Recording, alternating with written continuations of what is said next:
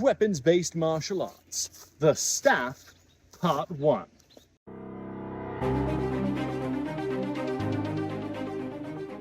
As we all know, the staff is a peasant weapon. The reason why it is considered a peasant's weapon is mainly because weapons couldn't be carried by peasants for the longest time. So a staff was as good as anything. You could keep would-be assailants at a distance, and it was relatively easy to maneuver around in order for you to actually defend yourself with it.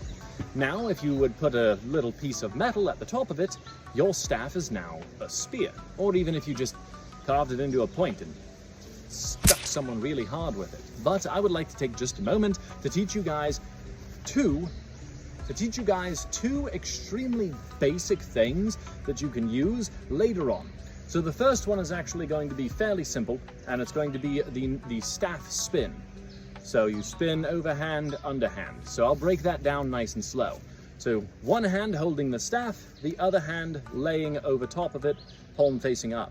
Now, as you spin the staff, you're not just going to catch it in your hand and then catch it in your hand, because what you're doing is you're walking yourself up the staff and then it's hitting into the ground.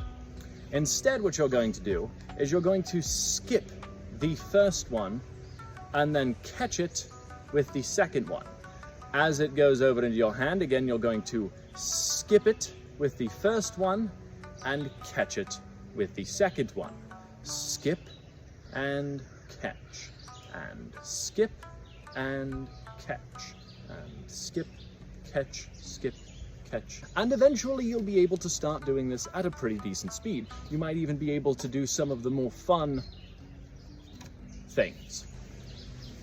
Now the second one is actually pretty easy. So you'll want to keep your one arm fairly close. You don't have to, full Shaolin and hold your hand. You could just sort of keep your elbow tucked out of the way. And then what you're going to do is hold the staff in one hand, drop it back, and spin it up. And then you'll just kind of repeat this over and over again. And it's fairly simple. Now, the reason that we need to know this is because as we'll learn later on, when we do the behind the back spin, it's going to come out in the same way.